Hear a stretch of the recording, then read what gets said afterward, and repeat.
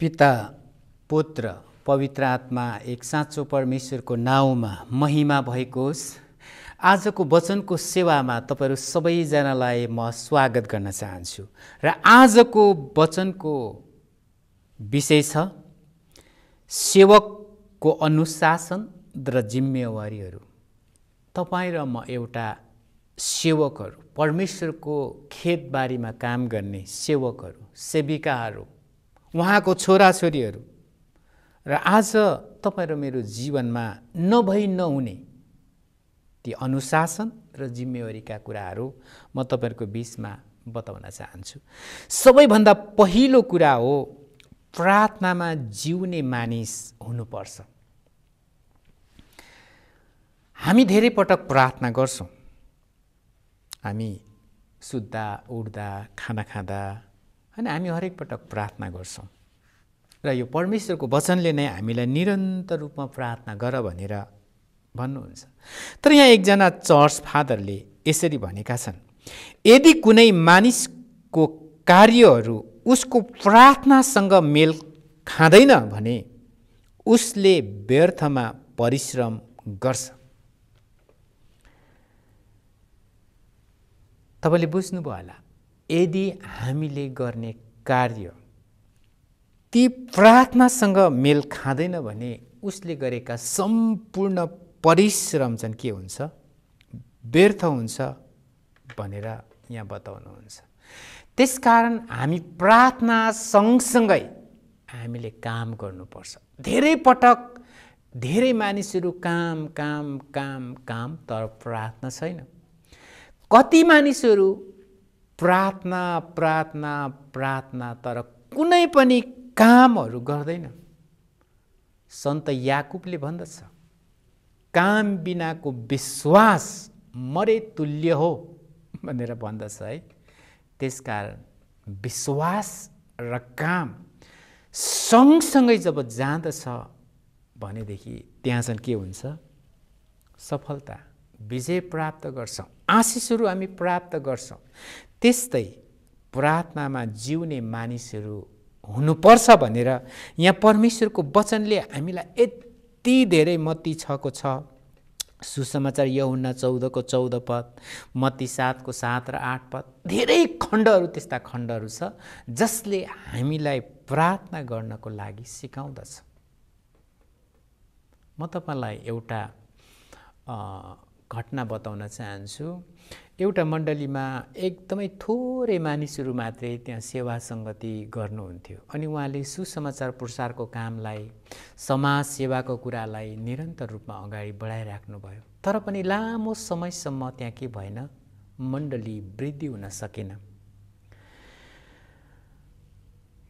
पछि त्यहाँको गुरुजनहरूले प्रार्थनालाई निरन्तरता दिनुभयो। यीशु ख्रीष्ट आउनुभन्दा अगाडि गरिने उपवास प्रार्थना, नेटिभिटीको प्रार्थना जो 1 तारिक डिसेम्बरदेखि 24 तारिक साँझसम्म गरिन्छ, त्यो प्रार्थनामा उहाँहरू निरन्तर रूपमा प्रार्थना गर्नुभयो। कहिलेकाहीँ धेरै टाढासम्म यात्रा गरेर आउँदाखेरि थकाइ लाग्दाखेरि त्यो थकाइको पनि महसुस नगरिकन त्यो प्रार्थनामा उहाँहरू सहभागी हुनुहुन्थ्यो। उहाँहरूले त्यो प्रार्थना पश्चात त्यो मण्डलीमा यस्तो वृद्धि आयो कि उनीहरूको त्यहाँ यति धेरै मानिसहरूले विश्वास गरे र अहिले त्यहाँ धेरै मानिसहरू भएर परमेश्वरको सेवा र आराधना गर्नुहुन्छ। लेनकालको प्रार्थनामा पनि उहाँहरू निरन्तर रूपमा समय बिताउनु भयो। अहिले सामाजिक सञ्जालको कारणले गर्दाखेरि संसार यति सानो भएको छ कि कसले के गर्दैछ, कसरी प्रार्थना गर्छ, उनीहरू कसरी अगाडि बढ्छ, के खान्छ, के लाउँछ, सबै कुराहरू हामीले देख्न सक्छौं। अनि उहाँहरूको जीवनबाट मैले सिकेको कुरा छ, प्रार्थना कति महत्त्वपूर्ण छ। परमेश्वरसँग समय बिताउने, परमेश्वरको एउटा जागृति आउनुको पछाडि चाहिँ हो हामीले काम गर्नुपर्छ। हामीले सुसमाचार प्रसारको कुरा गर्नुपर्छ, समाज सेवाको कुराहरू गर्नुपर्छ। तर सँगसँगै यदि प्रार्थना मण्डलीमा गरिँदैन भने त्यो मण्डलीमा छन् जागृति आउन सक्दैन भन्ने कुरा उहाँहरूको प्रार्थनाद्वारा हामीले बुझ्न सक्यौँ। त्यसकारण ज मण्डलीमा छन् प्रार्थना र काम छन् सँगसँगै जानुपर्छ भनेर यहाँ परमेश्वरको वचनले हामीलाई उत्साह दिँदछ। दोस्रो कुरा, वचन अध्ययन गर्ने मानिसहरू हुनुपर्छ। कलसी 3:16 पद, हिब्रू 4:12, याकुब 1:22 यी खण्डहरूले हामीलाई के भन्दछ भनेदेखि तपाईँ र म चाहिँ परमेश्वरको वचनलाई अध्ययन गर्ने मानिसहरू हुनुपर्छ। सरर पढ्ने पाठ गर्ने कुरा एउटा छ भनेदेखि अर्को कुरा हामीले परमेश्वरको वचनलाई अध्ययन गर्ने मनन गर्ने अर्को दोस्रो कुरा छ। त्यसकारण हामी परमेश्वरको वचनलाई चाहिँ एकदमै धेरै अध्ययन गर्ने र परमेश्वरको वचन अनुसार हिँड्ने मानिसहरू हुनपर्छ। तेस्रो कुरा, कठोर परिश्रम गर्ने मानिसहरू हुनुपर्छ। अब यहाँ परिश्रमको कुरा आयो नि त, होइन? प्रार्थनाको कुरा थियो, परमेश्वरको वचन अध्ययन गर्ने कुरा थियो। तेस्रो कुरा, हामी परिश्रमी मेहनती हुनपर्छ भनेर हामीलाई हाम्रो पुर्खा होइन इतिहासको कुरा होइन उत्पत्तिको किताबमा हामी जान्छौँ भनेदेखि होइन हाम्रो आदम र हव्वालाई नै के भन्नुभयो, तिमीहरू परिश्रमी हुनपर्छ। त्यो अदनको बगैँचाको जिम्मा परमेश्वरले दिनुभयो। त्यसकारण तपाईँ र म परिश्रमी हुनको लागि परमेश्वरको वचनले हामीलाई सिकाउँदछ। चौथो कुरा, आर्थिक व्यवस्थापन गर्ने असल भण्डारे हुनपर्छ। यो आर्थिक कुरा चाहिँ यति धेरै जोडिन्छ हाम्रो परिवारमा, हाम्रो मण्डलीमा, सानो सानो समूहमा। यदि यो आर्थिक कुराको राम्रोसँग व्यवस्थापन गर्न सकेनौँ भनेदेखि चाहिँ हाम्रो परिवार, हाम्रो मण्डली तहस नहस भएर जान्छ। अनि त्यसको उदाहरण चाहिँ हामी बाइबलमा यति धेरै यो रुपियाँ पैसाको कुराहरू हामीले देख्न सक्छौँ। पैसाको कारणले गर्दा यति धेरै प्रभु यीशुले विश्वास गरेको सबैभन्दा धेरै पढलेख भएको होइन यहुदा इस्करियोतीको जीवनमा के भयो हामी सबैजनालाई थाहा छ। जुन कुरा मैले तपाईँलाई भनिराख्नु पर्दैन, कस्तो डरलाग्दो कुराहरूको प्रभुले क्षमा गर्नुभयो। तर यो पैसामा चुकेको कारणले गर्दा धेरै मानिसको जीवनमा आशिष नआएको कुरालाई परमेश्वरको वचनले हामीलाई देखाउँदछ।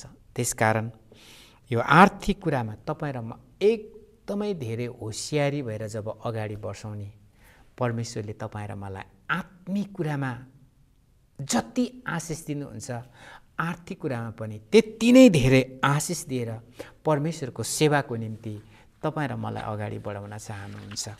पाँचौँ कुरा, समाजमा असल साक्षी हुनुपर्छ। तपाईँ र म विश्वासी, हामी सेवक सेविका, चर्चका अगुवाहरू, पास्टर फादरहरू एकदमै समाजमा तपाईँ र मेरो जीवनबाट चाहिँ असल साक्षी दिनपर्छ। मेरो आर्च बिसपले भन्ने गर्नुहुन्छ कि हामी एउटा चर्चको मात्रै चर्च फादरहरू अथवा चर्चको मात्रै हामी अगुवाहरू, चर्चमा मात्रै एउटा असल प्रभुको छोराछोरी हामी होइनौँ। चर्च सँगसँगै तपाईँ र म हाम्रो समाजको, हामी बस्ने टोल, हामी बस्ने प्रान्तको पनि तपाईँ र म के हौँ, एउटा अगुवाहरू हौँ, एउटा चर्च फादरहरू हौँ, हामी पास्टरहरू हौँ, प्रभुको एउटा असल छोराछोरीहरू हौँ भन्ने उदाहरण, त्यो साक्षी तपाईँ र मेरो जीवनबाट दिनुपर्छ भनेर उहाँले घरिघरि बताउनुहुन्छ। त्यति मात्र होइन, हाम्रो समाजमा जुन घरमा दुःख हुन्छ, उदाहरणको लागि एउटा घरमा मृत्यु भयो, त्यो घरमा तपाईँ र म जाने, त्यो घरको त्यो शोकित परिवार सँगसँगै उसको छेउमा बसिदिने। हुनसक्छ भने हामी चुपचाप नै रहन सक्छौँ, उसलाई हामी धाप मार्न सक्छौँ, हामी बोल्नु पर्दैन। सकिन्छ भने उनीहरूलाई हामीले हो सान्त्वना दिन सक्छौँ। त्यति गर्न सक्दैनौँ भने कमसेकम हामी उहाँको घरमा गएर उहाँसँगै बसिदियौँ भनेदेखि पनि उहाँहरूले आफ्नो मानिसको महसुस गर्नेछ। यो एउटा सुसमाचारको एउटा माध्यम हो। त्यसकारण समाजमा असल साक्षी दिने काम छन् मण्डलीको प्रत्येक छोराछोरी, मण्डलीको सम्पूर्ण अगुवाजन, सम्पूर्ण चर्च फादर, बिसपहरूको जिम्मेवारी हो। किनभने त्यो समाजको पनि हामी के हौँ? छोराछोरी हौँ। त्यो समाजको पनि हामी अगुवाहरू हौँ। त्यो समाजको पनि हामी चर्च फादरहरू हौँ। त्यसकारण तपाईँ र म असल साक्षी दिने मानिसहरू बन्न सकौँ। जुन तपाईँ र मेरो जीवनमा नभई नहुने जुन 5वटा कुरा मैले राखेको छु, तपाईँले सुनिदिनु भयो। धेरै धन्यवाद छ र परमेश्वरले तपाईँहरू सबैजनालाई आशीर्वाद दिनुभएको होस्। धन्यवाद।